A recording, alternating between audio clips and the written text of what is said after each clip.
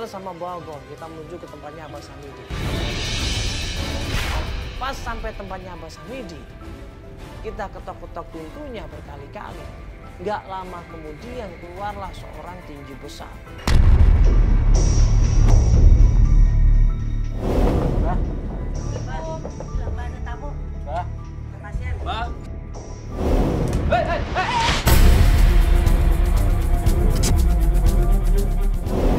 Pegang. Ini dengan... Abah kenal ya? Iya kenal. Oh iya. Ada apa ya? Berarti ini Abah Samidi?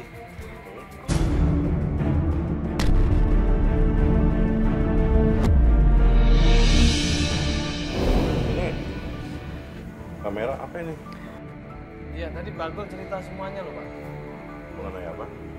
Kalau Bapak ternyata disuruh ya untuk melakukan sesuatu sama seseorang. Masih nggak ngerti saya mah. Udah nggak usah bohong, nggak usah pura-pura, Abah. Kita semua udah tahu di sini. Kamu jangan sembarangan nuduh ya.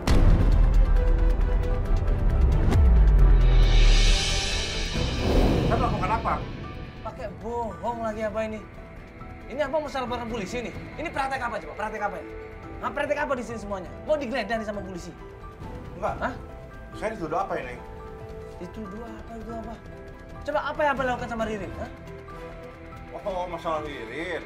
Dan Abah Samidi benar dia bilang, Ririn datang ke sini minta tolong sama saya agar dia bisa membunuh seorang yang bernama Yuni. Ya masalah Ririn dia minta bantuan sama saya. Dia nggak punya uang. Dia mau gandakan uang. Sudah.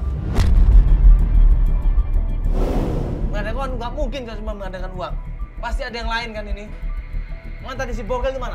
Bagol. Sama mana Bagol? Hah? Kabur dia. Bagol udah cerita semuanya, Pak.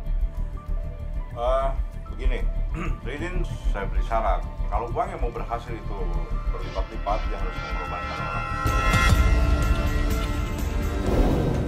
Dan itu bisa berhasil dengan orang yang dibenci sama dia.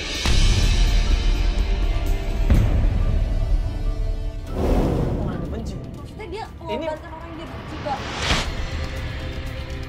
Siapa yang dia benci siapa? Saat itu dia menyebut nama Yuni. Apa?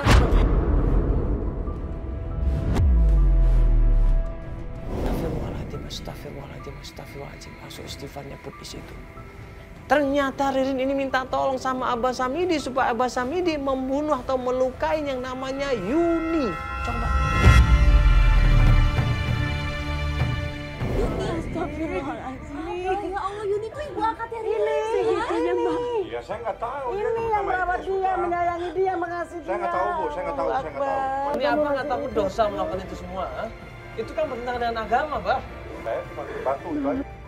Gua nanya sama Abah Samidi, sekarang Ririn ada di mana, Bah? Ada di mana? Coba kasih tahu.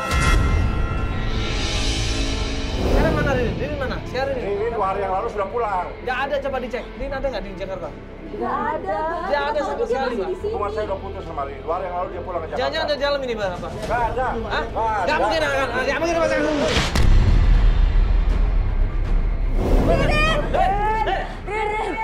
Ini dia! Ririn!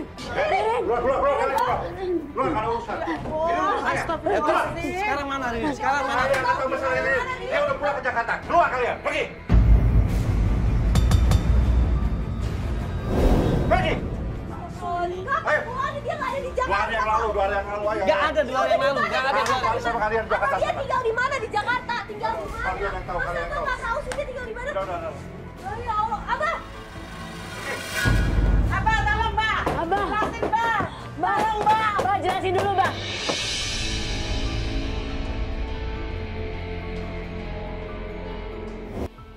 Syok di situ Ibu Yuni. Dia kaget, tangannya gemetar di situ. Gemetar bukan dia takut mati, bukan. Tapi kenapa Ririn melakukan hal seperti itu? Kenapa Ririn memutuskan hal seperti itu? Dia kaget, dia nangis di situ. Kurang apa saya, Mbak? Saya sayang sama dia, Mbak. Tapi dia tega menumbalin saya, Mbak. Astagfirullahaladzim, Mbak juga nggak nyangka kalau Ririn punya pikiran sampai segitu jauh. Mbak.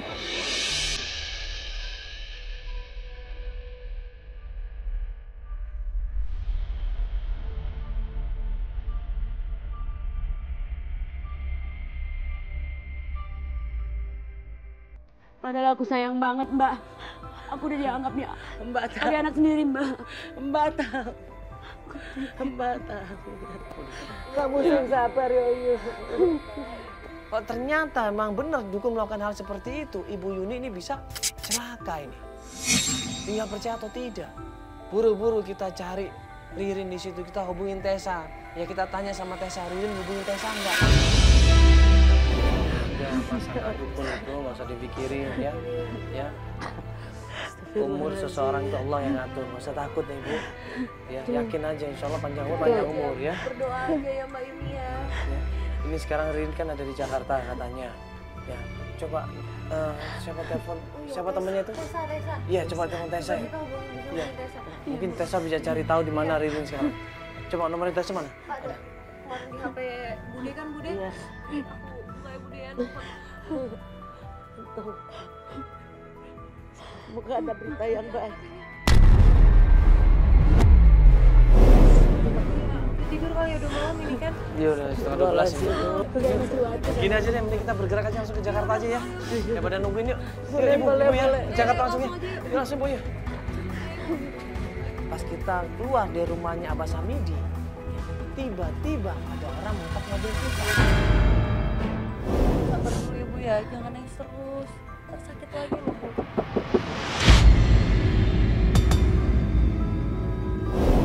Kawan. Ngapain Mbak? Dari tim Antep, Iya betul. dari Jakarta. Iya. Saya teh tahu Ririn di mana. Alhamdulillah. Bener apa nggak bohong? Ya saya teh tahunya dari Kang Gege tukang kopi. Iya, iya. Tuh, ya. Karto ini cerita kalau berapa hari yang lalu Karto ini nolongin Ririn yang kecelakaan karena ditabrak pelaku. Saya teh gini, 2 hari yang lalu saya teh nolongin Ririn ketabrak mobil. Terus? Jika nama ketabrak lari. Syok di situ ibunya. Ibu Yuni langsung syok di situ, dia langsung khawatir, dia langsung tanya, kenapa dengan anak saya, Mas? Gimana kondisinya anak saya, Mas? Ada rumah saya. Ada di rumah Ada Mas. Mama. Masih selamat. Terima kasih. Masih Ada. Mas Andri. Bang, gimana Pak? Ya. Akhirnya kita diantar sama Karso ini ke tempatnya Ririn! Ini bukan rumahnya Pak. Ririn! Buka Pak, coba. Ririn! Ririn! Ririn! Ririn! Ririn! Ririn, Ibu Ririn! Ririn! Ririn, ini Ibu Ririn! Ririn! Ririn! Ini Ibu Ririn! Akhirnya Karso karena baik dia kasih tahu ke kita supaya untuk ngambil jalan pintas. Kita kemudian diantar lewat belakang dan pas lewat belakang di situ.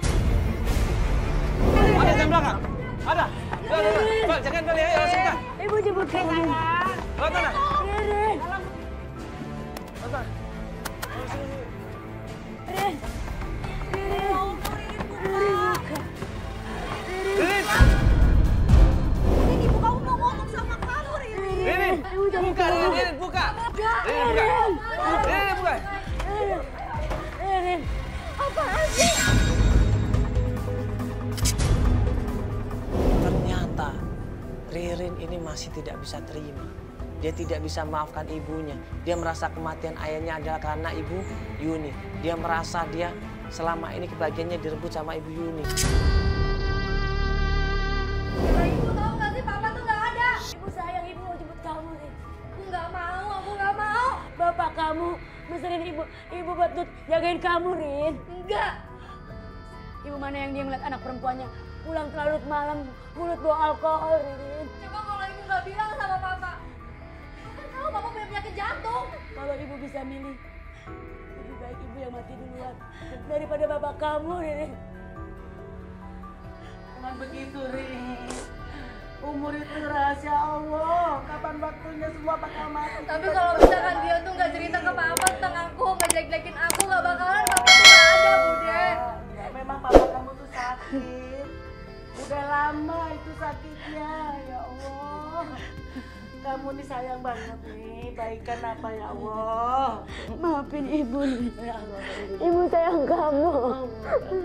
Kamu satu-satunya.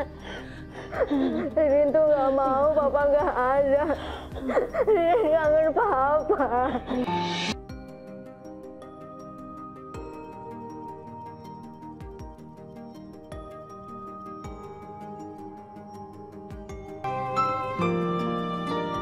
Ibu gak mau kehilangan kamu lagi. Ibu hidup sendiri kalau gak ada kamu. Alhamdulillah ya Allah, udah mempersatukan keluarga. Makasih Mbak, udah membantu aku cari diri. Sama-sama yuk.